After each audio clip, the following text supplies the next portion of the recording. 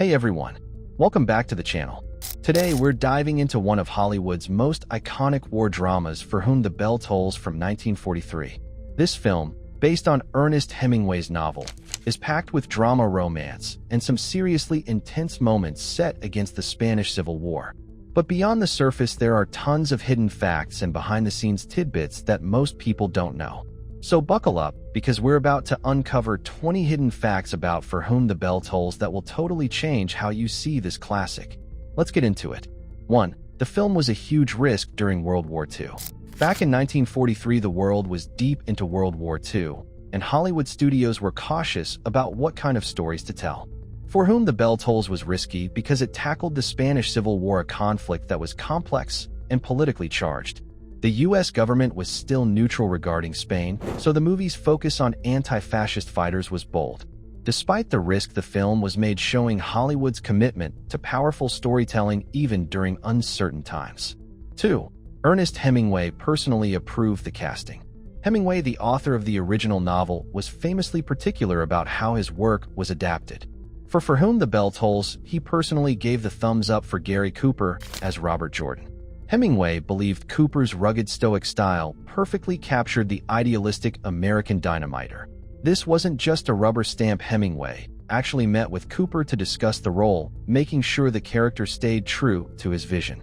3. A real Spanish Civil War veteran served as a technical advisor. To get the details right, the filmmakers hired a real veteran of the Spanish Civil War to be the technical advisor on set. His name was Jose Maria Prada, and he helped the cast and crew understand the guerrilla tactics, weapon handling, and the emotional toll of the war. This added an authentic edge to the film's combat scenes that audiences picked up on. 4. The film's length was controversial. When For Whom the Bell Tolls was released, it ran for nearly 3 hours, which was pretty long for the time. Some theaters even cut it down to 2 hours to fit more showings. But the studio and director Sam Wood fought to keep the full cut because they believed every scene was essential to the story's emotional impact. Today, the original length is seen as part of what makes the film so epic. 5. Dolores Del Rio's role was almost played by another actress. Dolores Del Rio, who played Maria, was a major star and gave a memorable performance as the love interest caught in the chaos of war. But did you know she wasn't the first choice? The role was initially offered to Ingrid Bergman, who turned it down because she was tied up with other projects. Del Rio brought a passionate and soulful energy to the role that became iconic. 6. Gary Cooper nearly lost the role due to injury. During the production, Gary Cooper had a near accident on set where he almost seriously injured his leg during a stunt. The injury was bad enough that the studio briefly considered replacing him. Thankfully, Cooper recovered quickly and kept the role, but this near miss could have completely changed the movie's dynamic. 7. The film's script went through multiple rewrites. The screenplay was written by Dudley Nichols, but it went through several rewrites before filming even began. The studio was nervous about keeping the political themes intact, so Nichols had to balance Hemingway's gritty, anti-fascist message with Hollywood's desire for a more romantic and accessible story. The final script is a tightrope walk between both. 8. The famous bridge explosion was done using practical effects. The climax of the film involves a daring bridge demolition, which is a visual highlight.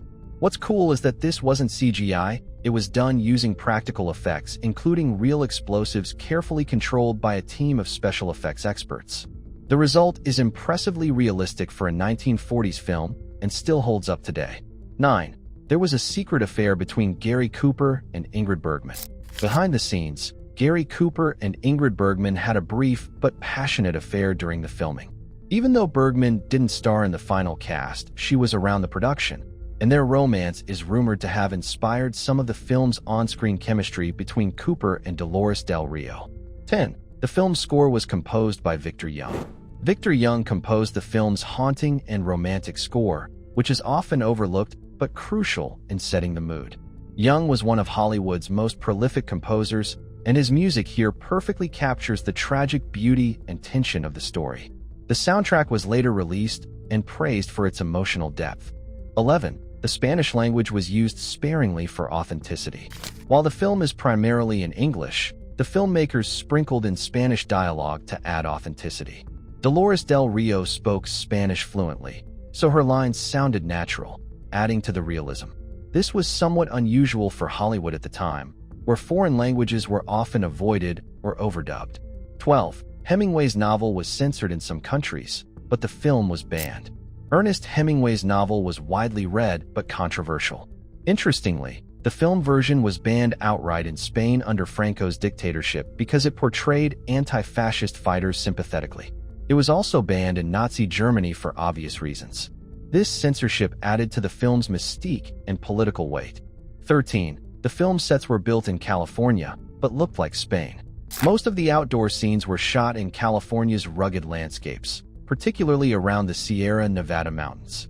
The production design team worked hard to recreate the feel of war-torn Spain, using authentic props, costumes, and carefully chosen locations that looked convincing to audiences.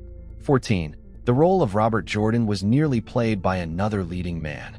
Before Gary Cooper was cast, the studio considered several other big stars for Robert Jordan, including Clark Gable and Gregory Peck.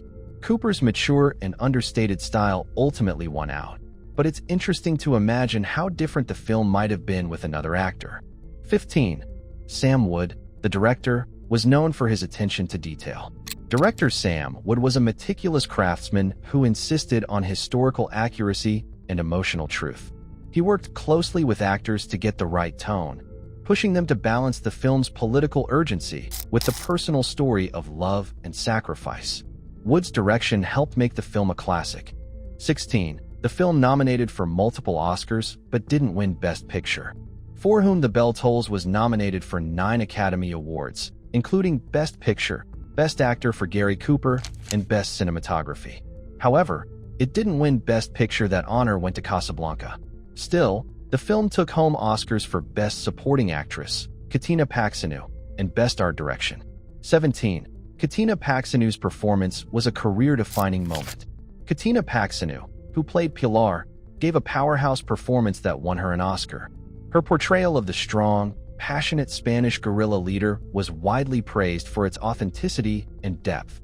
This role helped bring attention to Greek actors in Hollywood, as Paxinou was one of the few to break through at the time. 18. Hemingway's novel and the film both explore the theme of death's meaning.